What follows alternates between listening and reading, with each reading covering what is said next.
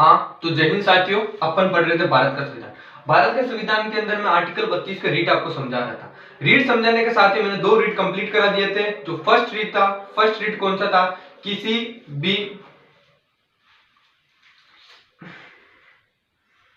Habeas corpus जारी करवाया और मैंडेमस जारी करवाया।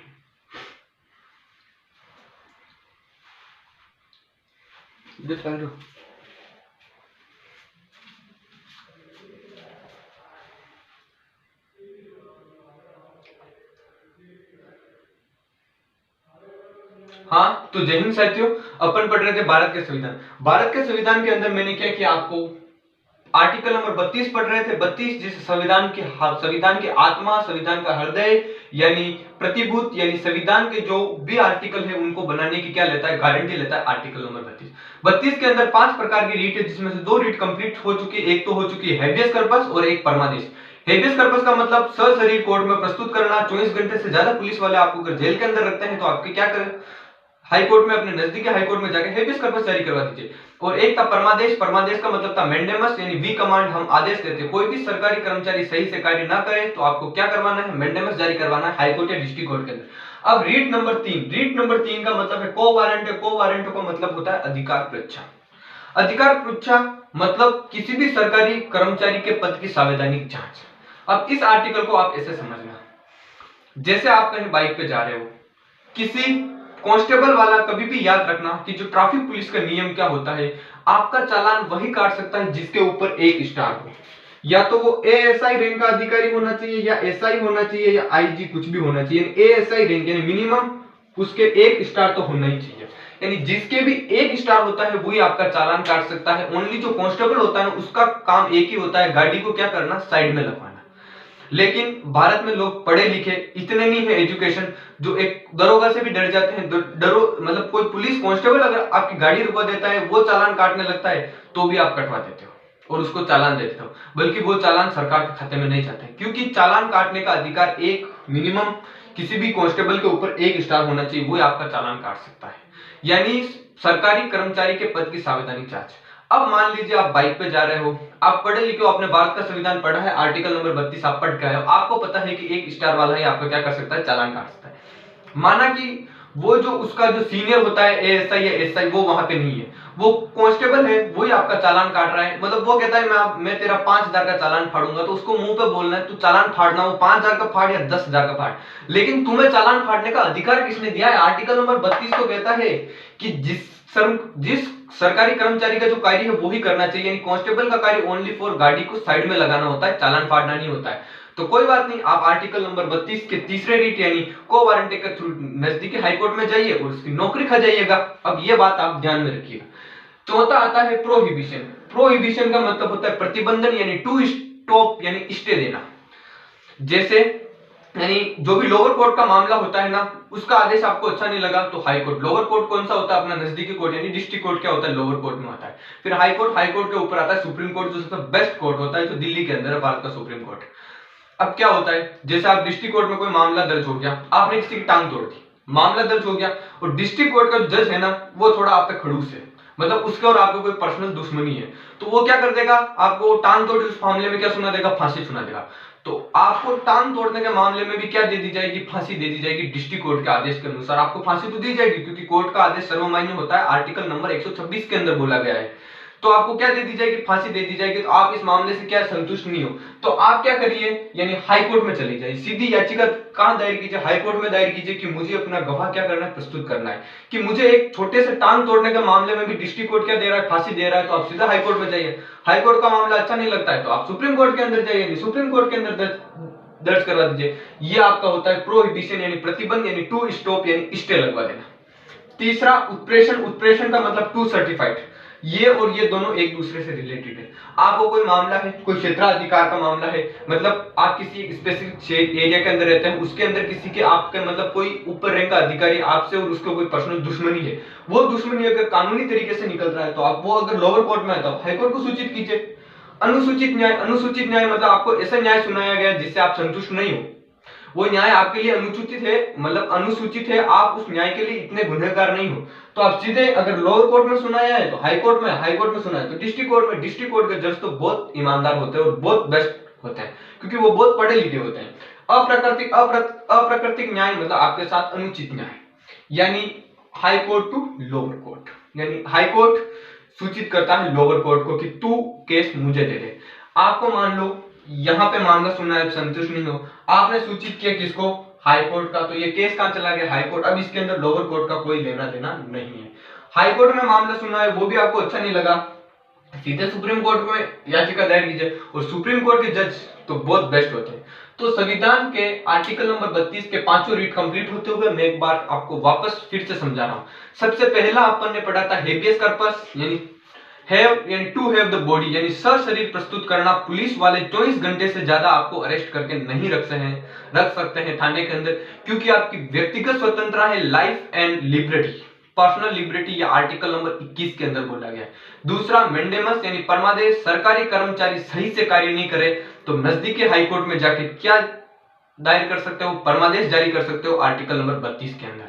और तीसरा था अपने को वारंटो, यानी पृच्छ, यानी अधिकार पृच्छा।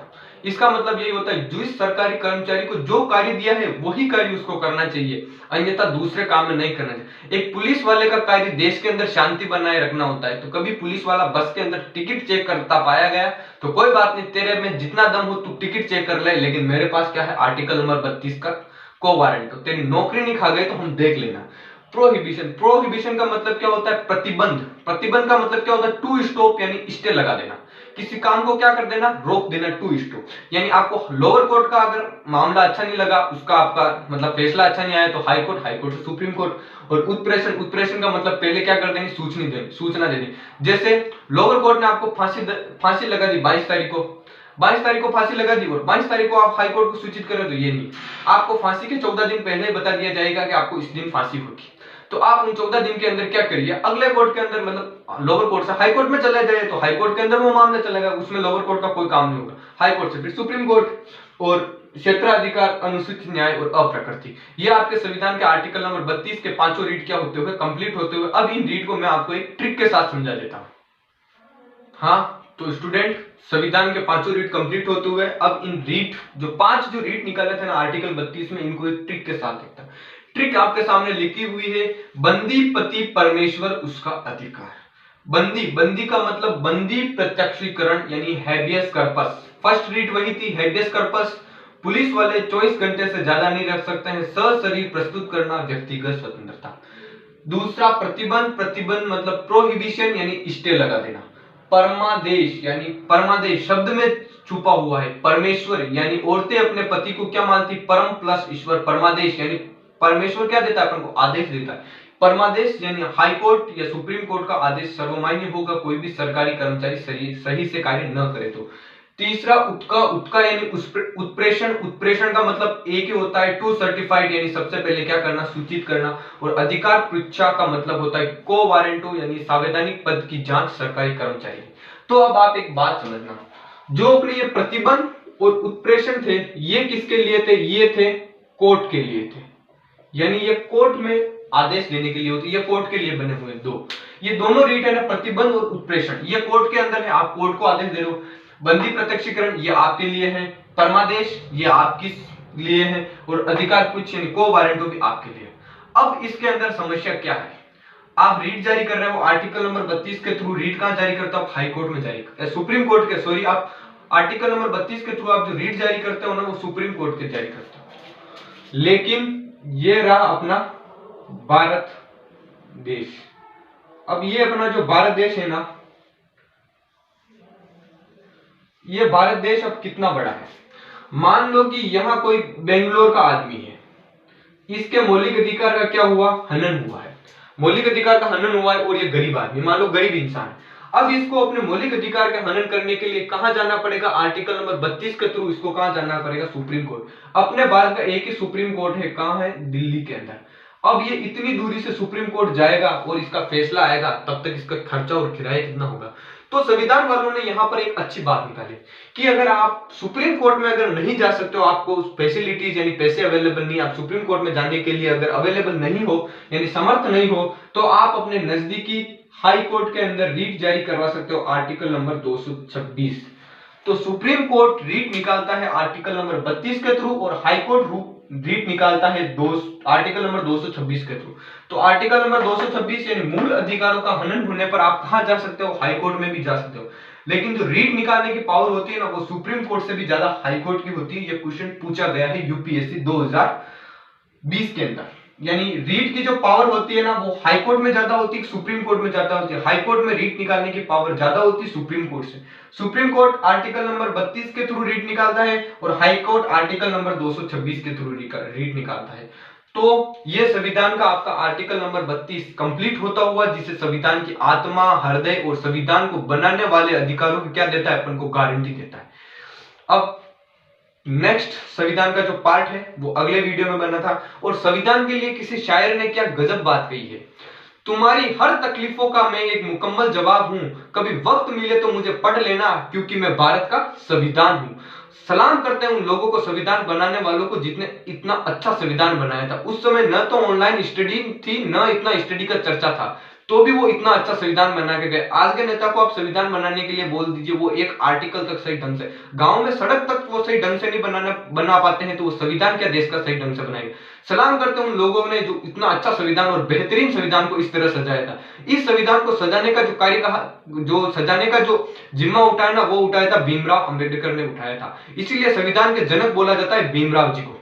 बाकी तो बहुत सारे डॉक्टर राजेंद्र प्रसाद, वीपी मेनन, सरदार वल्लभ भाई पटेल, पंडित जवाहरलाल नेहरू, सभी का योगदान था, महात्मा गांधी जी का, राजीव गांधी का। लेकिन जो सजाने का कार्य किया था ना, वो किया था भीमराव अंबेडकर। इसीलिए उन्होंने कहा था कि मैं मर भी जाऊं लेकिन ये संविधान आखिरी पीढ़ी तक जिंदा रहेगा, और अभी तक ये संविधान चल रहा है। तो जय हिंद साथियों, इसी तरह अपने कंपटीशन की तैयारी करते रहिए। जय हिंद साथियों।